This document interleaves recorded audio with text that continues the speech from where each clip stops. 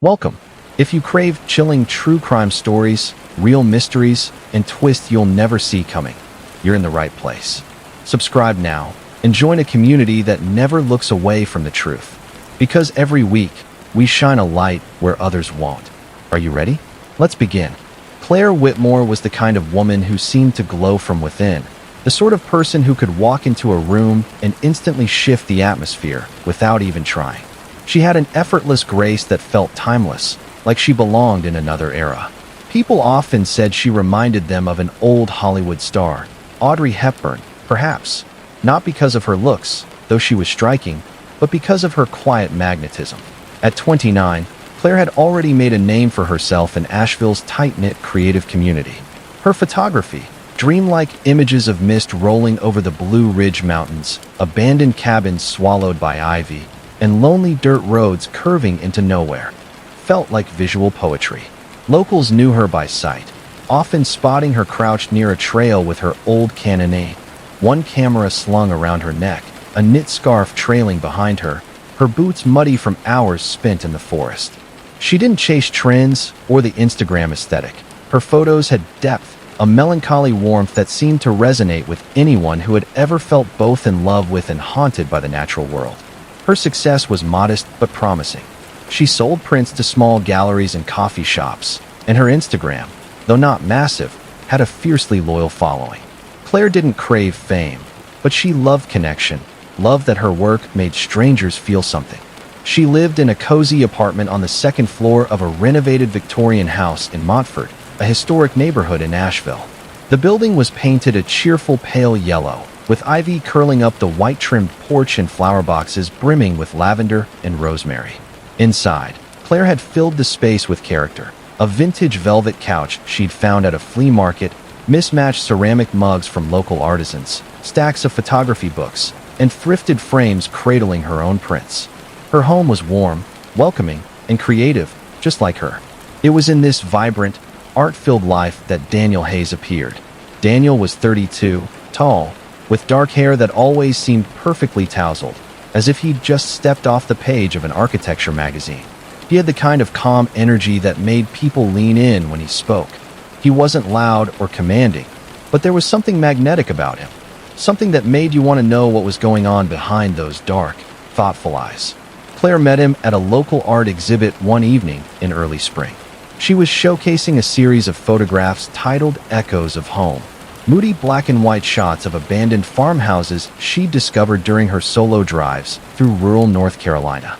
The gallery was softly lit, the hum of conversation mingling with gentle jazz playing from an old record player in the corner. She was standing near one of her favorite pieces, a crumbling farmhouse framed by wild sunflowers, when Daniel approached. "You have a gift," he said, his voice low but confident. "These feel like memories." Claire turned, a little surprised. She wasn't used to strangers speaking to her so directly at these events. He was dressed simply. Charcoal slacks, a white shirt with the sleeves rolled neatly to his elbows, but his presence felt deliberate. "Thank you," she said, her smile warm but cautious. Daniel introduced himself as an architect. He had recently moved from Charlotte to Asheville to start his own design firm, specializing in sustainable homes that blended with the mountain landscape. There was something refreshing about the way he spoke. Measured, intentional, as if he'd thought carefully about every word before saying it. They spent the rest of the evening talking. He asked thoughtful questions about her process, her inspirations, and what drew her to forgotten spaces. Claire, who was used to people complimenting her work in passing, was struck by how genuinely curious he seemed. By the time the gallery closed for the night, they were the last two guests there, standing by the exit with coffees from the cafe next door, laughing softly about how neither of them had realized how late it had gotten. Their romance unfolded quickly, like a Polaroid developing in fast motion. Within weeks, they were inseparable. They spent long weekends exploring winding mountain roads, Daniel driving while Claire leaned out the passenger window, snapping photos of roadside diners and rusty mailboxes. They hiked trails that ended in sweeping views of misty valleys. They tried new restaurants and cooked elaborate dinners at home, often dancing barefoot in the kitchen to Ella Fitzgerald records. Claire began sharing glimpses of their life together on Instagram. Daniel sketching late into the night, hunched over his drafting table. Daniel standing in the doorway of a cabin they'd rented for a weekend, his arms crossed, watching her take photos of the fog outside.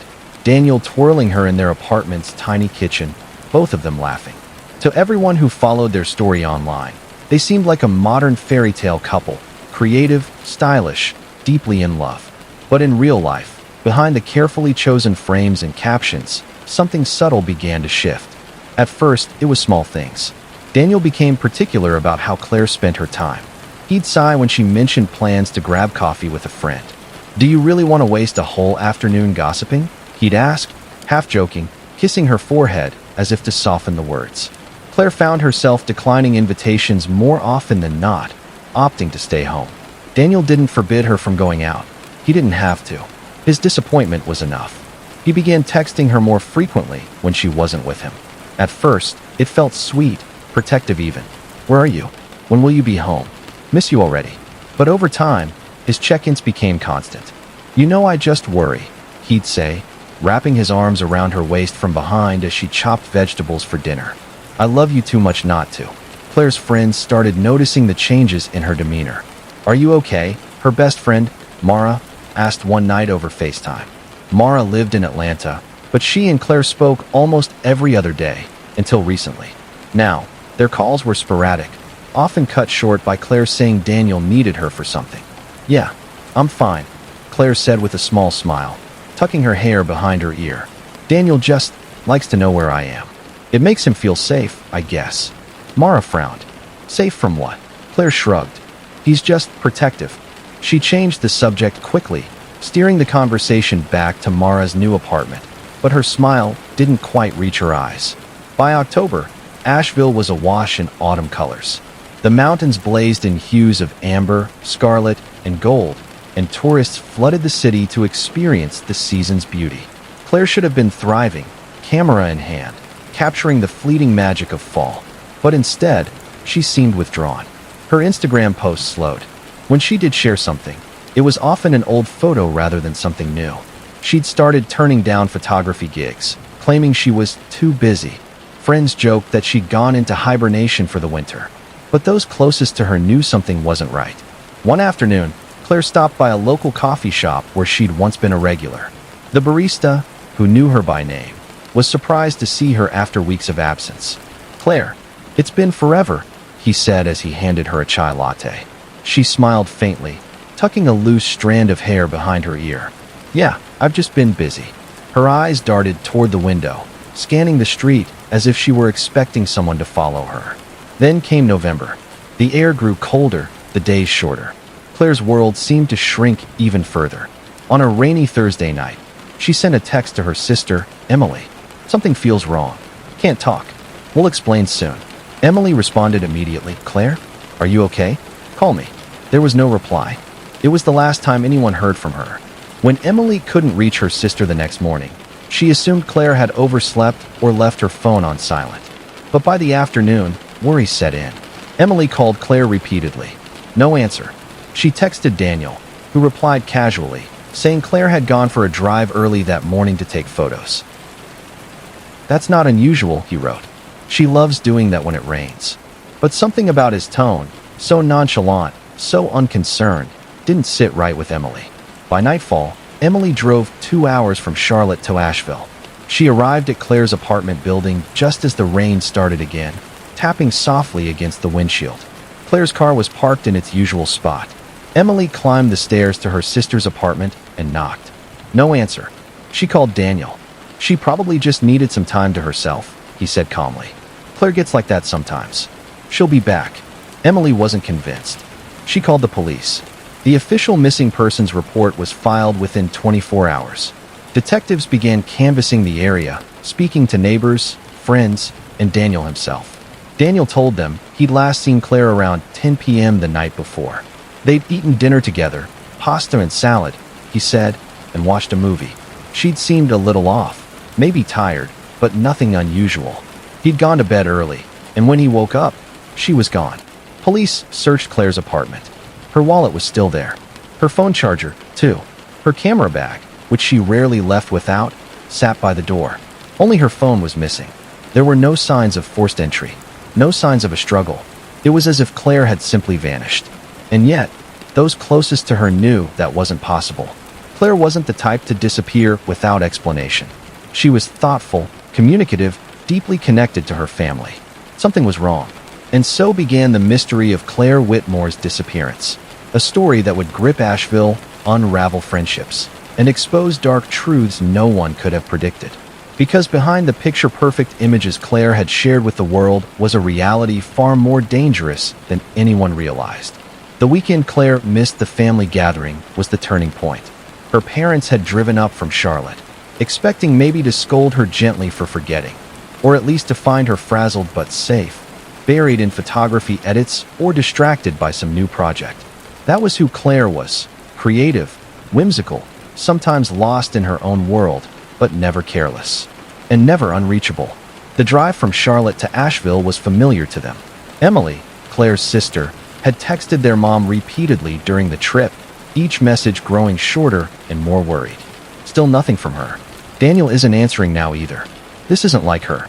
By the time they arrived in Claire's neighborhood, late afternoon sun slanting through the trees, the unease in their stomachs had curdled into dread.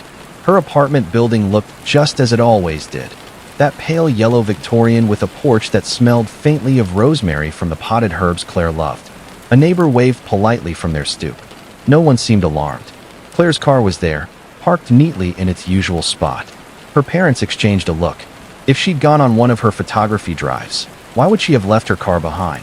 They climbed the stairs to her second-floor apartment. Her mother's hand trembled slightly as she knocked. No answer. After a few moments, her father tried the door. It was unlocked. Inside, the apartment was pristine. Too pristine. Claire wasn't messy by nature, but her home always carried the warmth and chaos of an artist at work. Usually, there were memory cards scattered across the coffee table, mugs abandoned mid-coffee, or film canisters lined up by the window. But now, everything was in place. Cushions neatly arranged. Countertops clear. Her favorite sweater draped carefully over the back of the couch, not tossed carelessly like usual. Her camera bag was gone. It was the first thing her mom noticed. Her camera, she whispered, scanning the living room. Maybe she went out to shoot, her dad offered, though his voice lacked conviction. That's when they heard footsteps in the hallway. Daniel Hayes stepped into the apartment, his presence quiet yet commanding.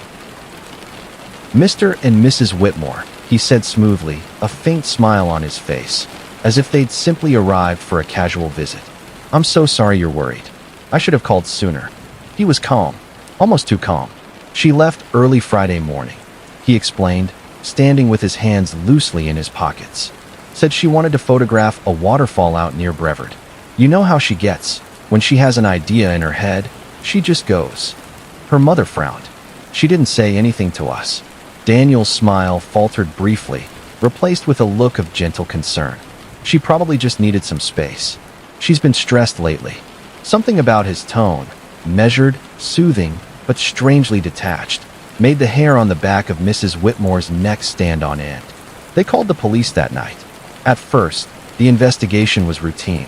Adults disappear all the time, officers said gently. Maybe she just needed to clear her head.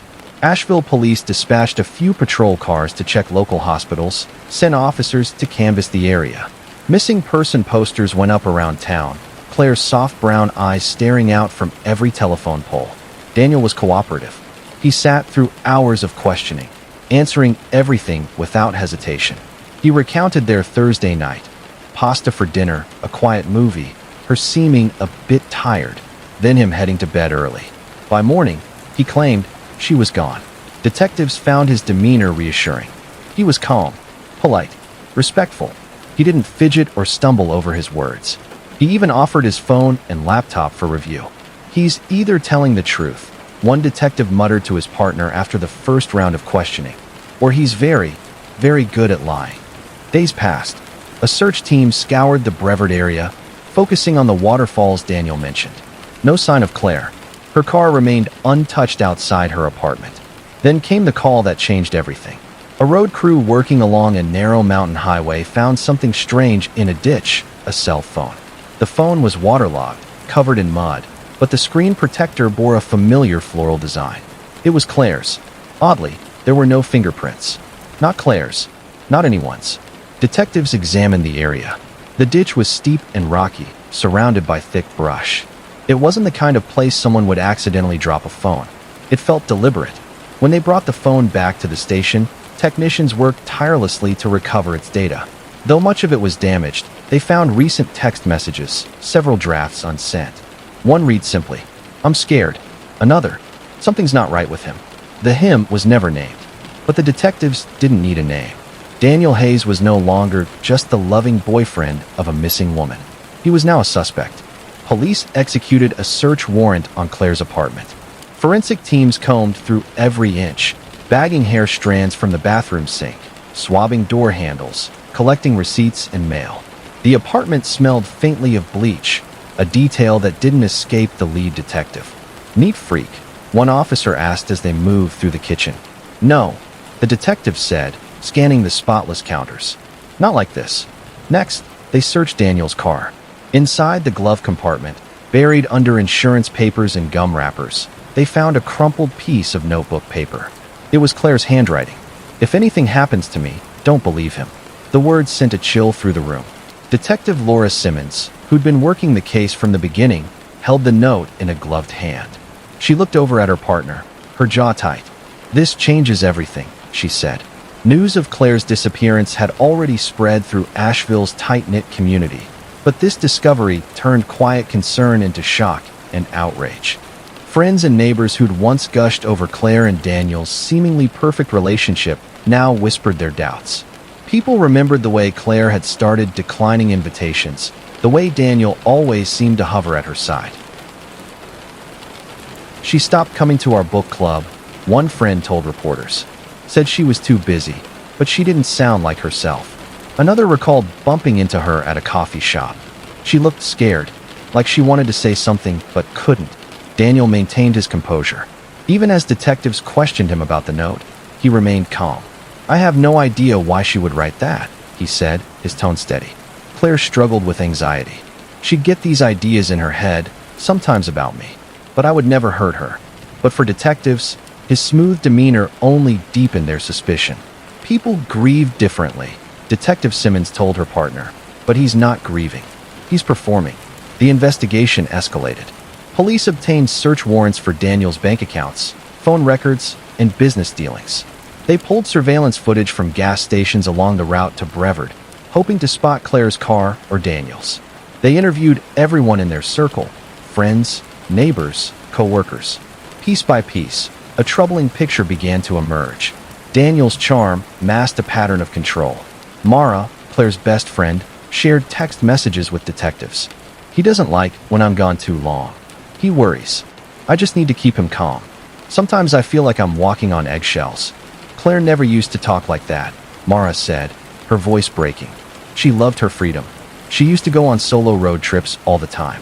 Then suddenly, she stopped. She said Daniel didn't like it. Another friend recalled a dinner party at Claire and Daniel's apartment.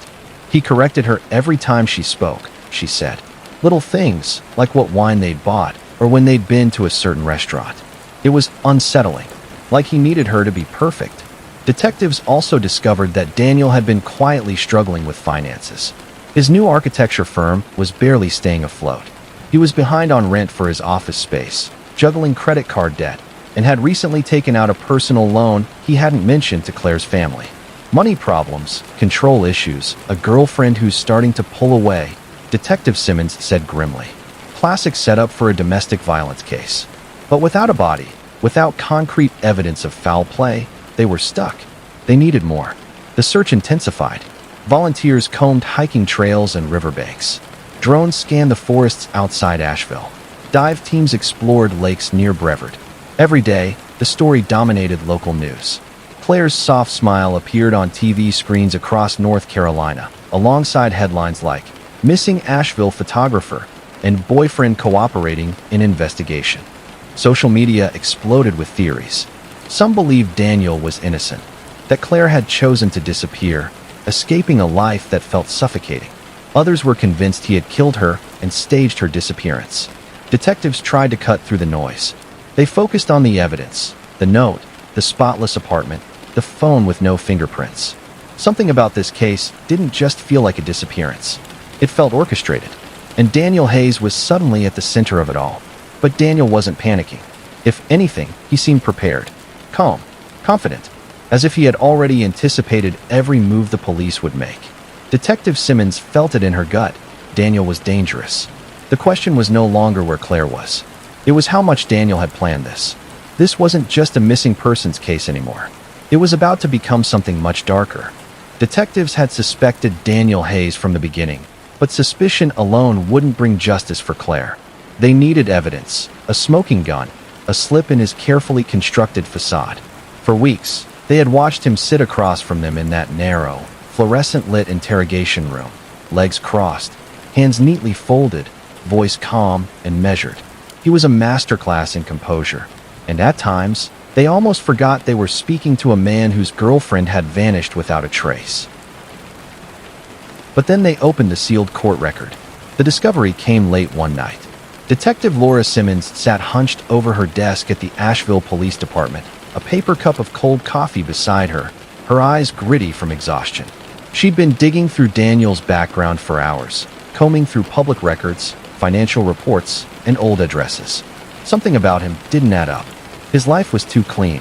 Then she found it, a sealed court document buried in Mecklenburg County's archives. She leaned closer, heart pounding.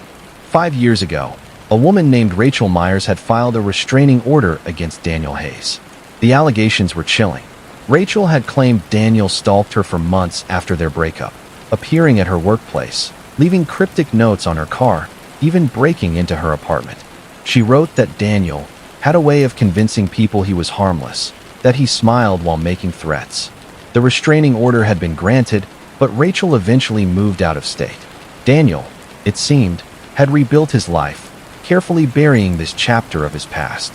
When Simmons brought this to the team, the tone of the investigation shifted from suspicion to certainty. This guy isn't just controlling, her partner said grimly. He's dangerous. He's done this before.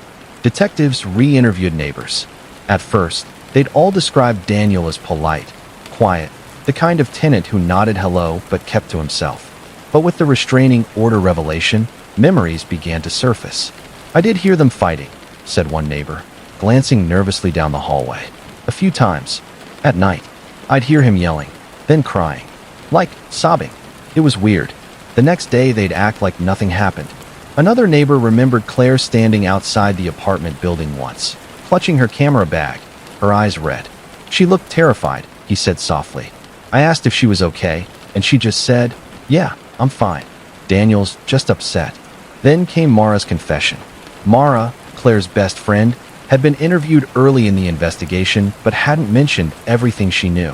When detectives sat her down again, she finally told them about the storage unit. She didn't want anyone to know, Mara whispered, tears streaking her face. She was planning to leave him. She said she was scared he'd find out. Claire had been secretly renting a small storage unit just outside Asheville.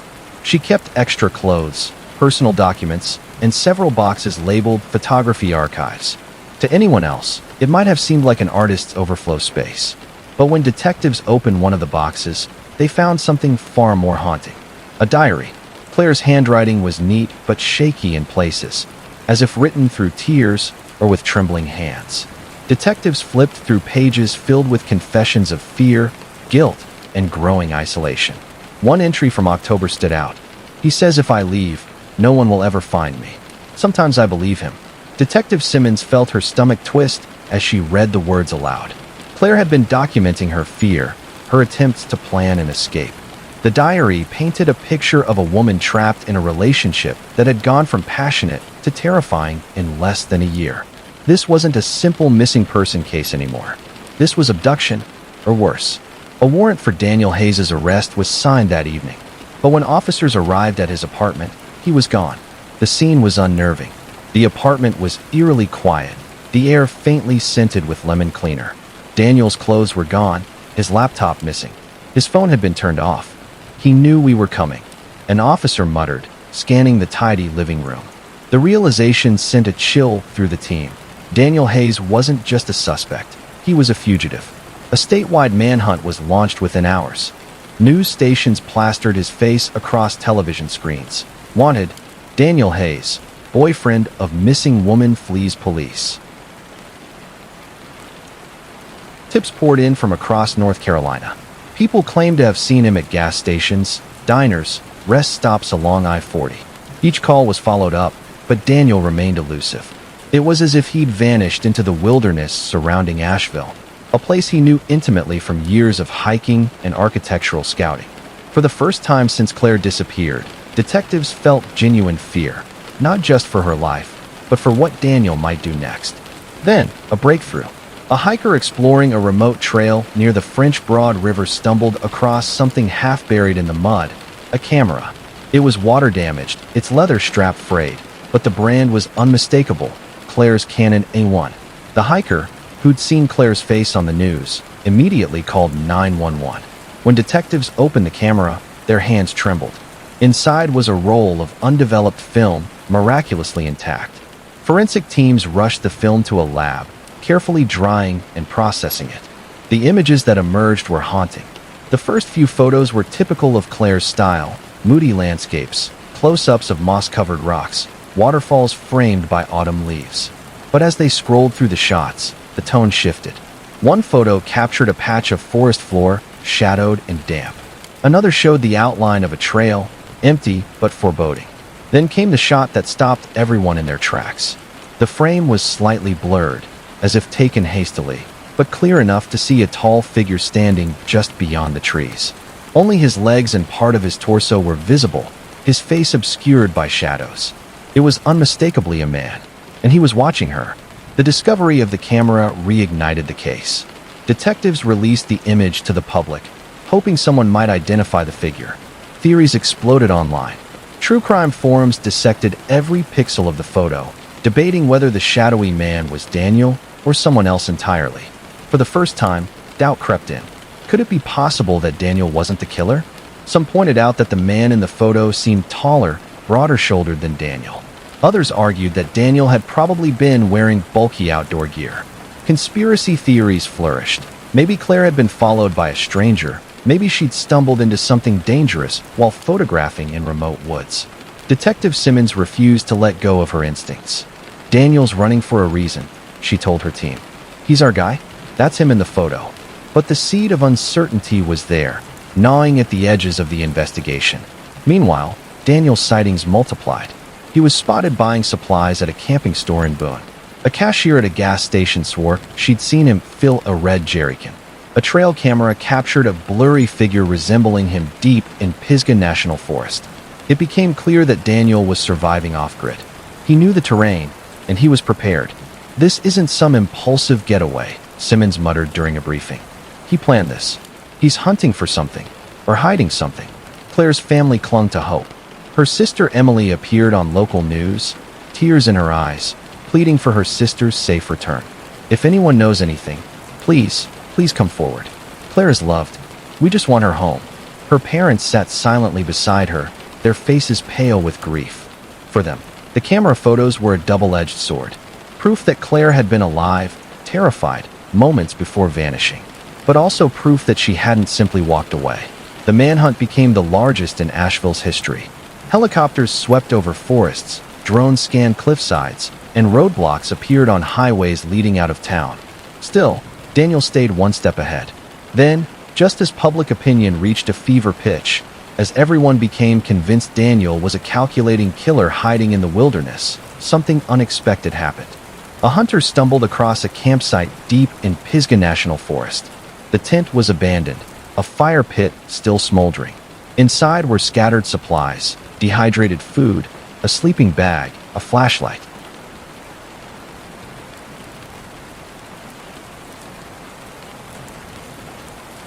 And a second camera, not Claire's. This one was newer, sleek, and meticulously wiped of fingerprints. Detectives examined the memory card. It contained over 200 photographs, all of Claire. Some candid shots of her walking through town, some zoomed in from a distance, clearly taken without her knowledge, and some that made Detective Simmons's blood run cold. Claire asleep in her own apartment, curled on the couch, unaware of the lens watching her. But there was something else. The angles, the distances, they weren't taken from inside her apartment. They were taken from outside, through windows, from rooftops. Whoever had taken these photos knew her building well. And then, the final image. A man's hand gripping a knife. The reflection of Claire's terrified face in a nearby window. But the hand wasn't Daniel's. Detective Simmons stared at the photo in disbelief. The wrist was tattooed, a bold, black geometric design. They had searched Daniel's entire body during his first interrogation. He had no tattoos. "This isn't Daniel," Simmons whispered. "There's someone else." Suddenly, the case cracked wide open. Was Daniel on the run because he was guilty, or because he was being hunted too? The narrative that seemed so simple, a jealous boyfriend turned killer, was unraveling fast. For the first time, detectives wondered, had they been chasing the wrong monster all along? The photo of the tattooed hand was released to the public. A new wave of fear swept through Asheville. If Daniel wasn't the only suspect, then who was stalking Claire Whitmore? And why was Daniel running? The answers were coming, but they wouldn't be what anyone expected. Because Claire's disappearance was no longer a single mystery. It was the center of something far more dangerous, a web of secrets that stretched far beyond a perfect boyfriend gone bad. And the next discovery would shatter everything. The search for Daniel Hayes had consumed nearly 2 weeks. Helicopters swept over dense Appalachian forest. SWAT officers combed through abandoned cabins, back roads, and campsites, certain that every hour they didn't find him was an hour closer to tragedy. When they finally tracked him to a remote cabin just outside Gatlinburg, Tennessee, they braced themselves for a violent standoff, maybe even a confession. What they found instead would unravel everything they thought they knew. It was just after midnight when the SWAT team approached. The cabin sat deep in the woods, its windows glowing faintly in the dark. The stillness of the night was thick, almost suffocating. Officers in tactical gear crept through wet leaves, rifles raised, breath puffing out in clouds. Go, go, go. The door splintered as the team stormed inside. Daniel Hayes was seated on the floor, hands raised in surrender, a flashlight flickering on the table beside him. He didn't fight. He didn't run. He didn't even flinch when officers grabbed him, pinned him to the floor, and cuffed his wrists. He just whispered, in a calm, eerily steady voice, "You're looking for the wrong man." Detectives Laura Simmons and her partner, Detective Avery Cole, were stunned when they heard those words. For weeks, they had been certain Daniel was their guy. They had Claire's diary, the threatening note, the spotless apartment, the man on the run. It was textbook, controlling boyfriend turned killer. But as Daniel sat in the dim interrogation room hours later, pale and exhausted from days of hiding, cracks began to form in the narrative. He didn't deny being controlling. In fact, he admitted it freely. "I wasn't good for her," he said, his voice low and raw. "I was jealous, paranoid. I hated when she left without telling me. I hated not knowing where she was." He paused, rubbing his wrists where the cuffs had been. "But I never laid a hand on her. I didn't kill her." Detective Simmons leaned forward. "Then why run, Daniel?" He looked up, eyes glistening with something that wasn't quite fear, but wasn't calm either. "Because I knew you'd never believe me," he said. "And because he's still out there." That was the first time he mentioned him. According to Daniel, Claire had been seeing someone in secret. "She was photographing this guy," Daniel said. "Months ago. She wouldn't tell me why. Just said he had a story." Detectives exchanged skeptical glances. This sounded like a desperate man trying to deflect blame. But Daniel insisted. "She met him at a cafe downtown," he continued. "I followed her once. He was sitting outside, wearing a baseball cap. He just stared at her. She looked scared. Intrigued, investigators pulled every photograph Claire had taken in the last 6 months. They pored over thousands of images, rolling hills, misty waterfalls, abandoned barns, and then they saw it. Buried deep in a series of street photography shots was a man in a faded baseball cap, sitting at a cafe table across the street. His posture was casual, but his eyes were fixed on Claire. The photo was grainy, zoomed in from a distance, but there was something unsettling about him. Detective Simmons' stomach knotted. "Who the hell is that?" she whispered. Through facial recognition and old arrest records, detectives identified the man as Miles Carver, a drifter with a long rap sheet of assault, harassment, and trespassing charges. He had no fixed address, but was known to move between North Carolina and Tennessee, often living out of a beat-up trailer. The more they dug, the darker the picture became. Security footage from a parking garage showed Claire meeting Miles late at night several weeks before her disappearance. Another clip showed them talking in the park, Claire clutching her camera like a shield. Neighbors from Claire's building recalled seeing Miles lurking near the apartment complex. One even remembered hearing a heated argument between Claire and a man who wasn't Daniel just a week before she vanished. With probable cause secured, officers raided Miles Carver's trailer. It was a rusted tin structure perched on cinder blocks at the edge of a wooded lot. The smell of rot and gasoline hit them the moment they stepped inside. Piles of dirty clothes and fast food wrappers littered the floor. A cracked television flickered silently in the corner. And there, on a small nightstand beside a stained mattress, lay Claire's silver necklace, a delicate chain her sister Emily had gifted her last Christmas. Detectives' hearts pounded. This was the first physical link to Claire since she'd vanished. Then they found the boots. Stuffed beneath the bed, caked in mud, were a pair of heavy work boots splattered with dried blood. The sight made Simmons' breath catch. "Bag them," she said sharply. Miles Carver was arrested on the spot. The headlines exploded the next morning. Miles Carver, new suspect in Claire Whitmore case. Drifter with violent past arrested after evidence found in trailer. Was Claire's boyfriend innocent? The story spread like wildfire. The narrative shifted overnight from Daniel Hayes, the obsessive boyfriend, to Miles Carver, the violent drifter with a taste for stalking women. Reporters flooded Asheville. True crime podcasts scrambled to rewrite their episodes. Claire's parents, while devastated, expressed relief that police had finally found a lead that seemed solid. Daniel Hayes was released, and the footage of him leaving the police station, tearful, exhausted, clutching a lawyer's arm, only added to the drama. "I tried to warn her about him," Daniel told reporters, his voice trembling. "I loved her. I would never hurt her." On the surface, it seemed like closure. The villain had been caught, and all that was left was to find Claire's body and bring her home. But Detective Simmons couldn't shake an uneasy feeling. It all felt too neat. Forensic tests on the boots confirmed the blood was human, but the sample was too degraded to immediately match Claire's DNA. Investigators found Claire's necklace in Miles' trailer, but there were no fingerprints on it. No trace of her DNA at all. The trailer was filthy, chaotic, but almost too chaotic. It felt staged, like someone had ransacked it before they arrived. And then there was Miles himself. During interrogation, Miles Carver was erratic but strangely consistent. "She came to me," he said, his eyes wide.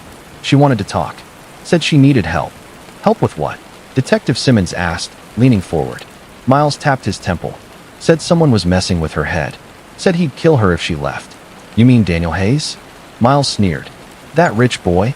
Nah, not him." "Then who?" Miles leaned back in his chair, grinning through yellowed teeth. "You'll see." Simmons left the room shaken.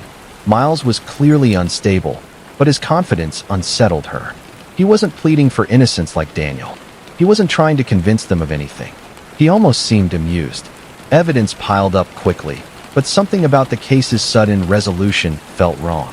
The camera they'd found in Daniel's abandoned campsite, filled with surveillance photos of Claire, was still under analysis. And now that they had Miles in custody, something stood out. None of those photos matched his perspective. The shots through her apartment window had been taken from a high vantage point, a rooftop across the street. The final image, the one with the tattooed hand gripping a knife, showed arms much cleaner, more manicured than Miles' scarred, grime-covered ones. Simmons studied the tattoo in that photo again. Bold, geometric lines. Clean ink. Miles didn't have tattoos. Meanwhile, Daniel, now free but deeply shaken, started receiving strange messages. A note left on his car windshield. "You're next." A burner phone text. "She's gone because of you." When he brought them to the police, they couldn't trace the sender. The public was already convinced Miles was guilty. News stations painted him as a dangerous transient, and talk shows speculated that he'd been hunting Claire. Social media exploded with calls for justice. But behind the scenes, detectives felt the case slipping through their fingers.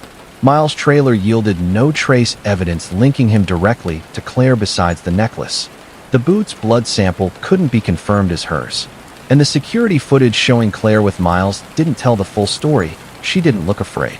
In fact, she seemed desperate.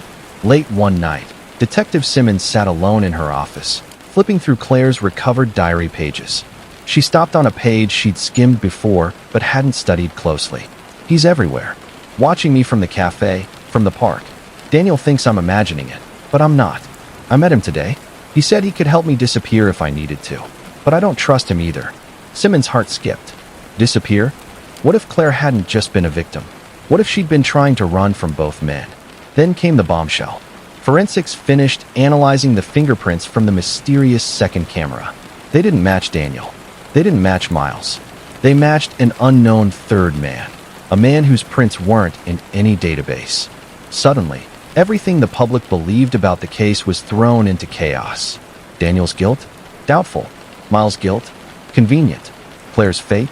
Still a mystery. And somewhere out there, a third man, tattooed, meticulous, and seemingly obsessed with Claire, was still watching. The case wasn't solved. It had only just begun, because the next clue wouldn't be found in a trailer or a cabin. It would come from a hidden camera feed discovered weeks later, one that showed Claire alive. And she wasn't alone. The case of Claire Whitmore had already gripped the nation. 2 men accused, a beloved woman missing, and a community torn apart by whispers of obsession, betrayal, and lies. When investigators brought Miles Carver into custody, the public thought the story was over. Claire was gone, and the unstable drifter with a violent past was the obvious villain. But deep in the Asheville Police Crime Lab, under the harsh glow of fluorescent lights, a single blood test shattered that illusion. A forensic tech named Jamie Rodriguez was processing the evidence late one night. She was meticulous, known for catching details others overlooked. She'd run the test twice, certain she'd made a mistake. But the result was undeniable. The blood on Miles Carver's boots, the smoking gun that had seemingly confirmed his guilt, wasn't Claire's. It was Daniel Hayes's. Detective Laura Simmons felt a chill crawl up her spine as Jamie read the report aloud. "Wait," Simmons said, gripping the edge of her desk. "You're telling me Miles wasn't even at the scene?" Jamie nodded, expression grave. "The blood belongs to Daniel. The type, the markers, everything matches him. And it's a significant amount. Not an accident. Someone cut themselves badly." The room fell silent. This wasn't just a mistake. It was a setup.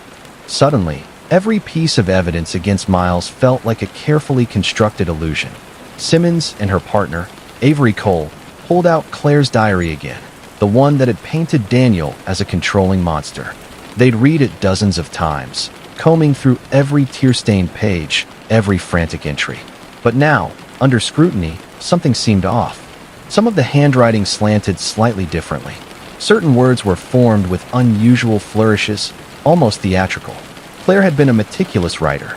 These entries, particularly the ones implicating Daniel as abusive, felt staged, like they'd been written by someone pretending to be scared.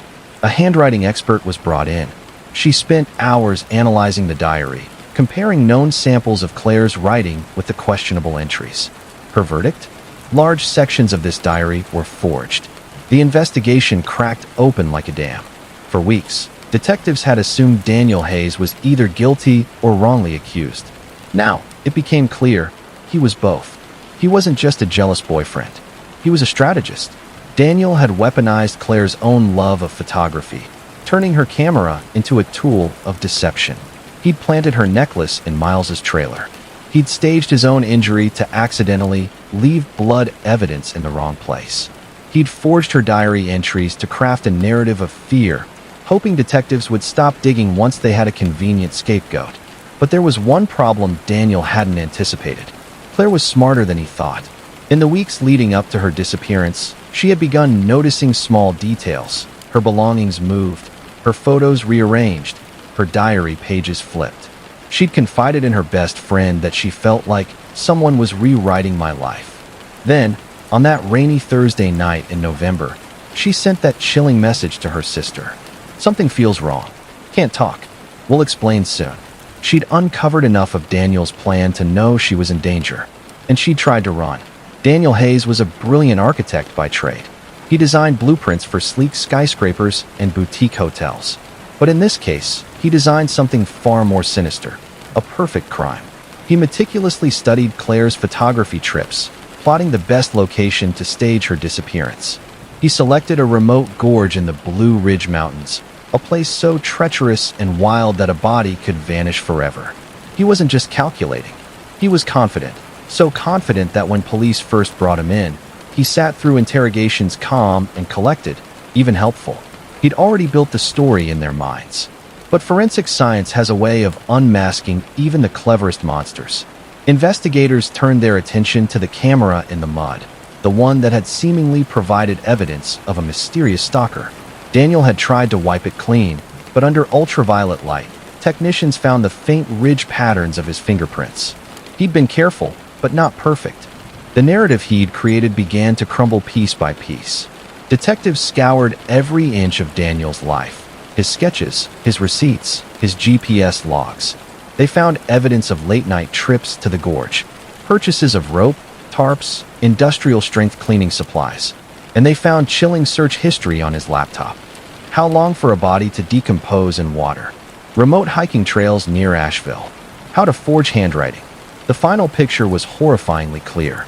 Daniel Hayes hadn't just killed Claire Whitmore. He'd orchestrated a psychological masterpiece to erase suspicion from himself and direct it toward another man. Miles Carver was nothing more than a pawn. When detectives arrived at Daniel's apartment to arrest him a second time, his calm demeanor was gone. He didn't resist. He didn't speak. He just smirked, as if to say, "You'll never find her." The trial was a media spectacle. Cameras swarmed the courthouse. True crime enthusiasts debated endlessly online. Claire's family sat in the front row every day, clinging to each word, desperate for justice. Prosecutors laid out Daniel's chillingly detailed plan, but there was one glaring hole in their case. They still hadn't found Claire's body. Without it, defense attorneys argued, there was no proof Daniel had actually killed her. Perhaps she'd run away.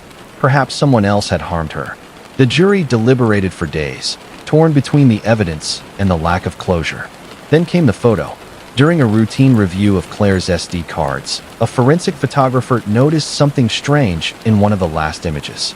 It was a serene shot of a riverbank, ripples glinting under sunlight. At first glance, it was nothing, just another landscape.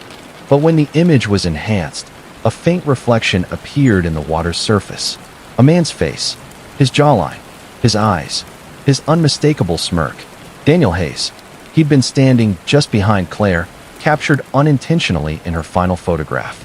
The courtroom fell silent as prosecutors projected the image onto a giant screen. Claire had unknowingly taken the very photo that would convict her killer. The jury returned a guilty verdict. Daniel Hayes was sentenced to life in prison without the possibility of parole. Miles Carver was released. He walked out of jail a free man, but his life was forever marked by the ordeal. He'd been painted as a monster, hunted by police and vilified by the public. Now, he was just another name on a long list of people destroyed by Daniel Hayes' obsession. Claire's family never recovered her body. Search teams combed the gorge for months, but its jagged cliffs and raging waters held their secret. Instead, her final photograph became her memorial, an unintentional masterpiece that told the truth Daniel thought he'd buried forever.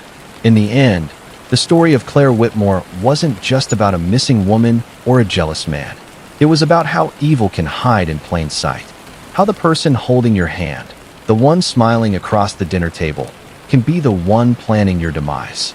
It's about a monster, not lurking in alleyways or stalking from the shadows, but sitting beside you, brushing your hair from your face, whispering that everything will be all right. And sometimes you believe him.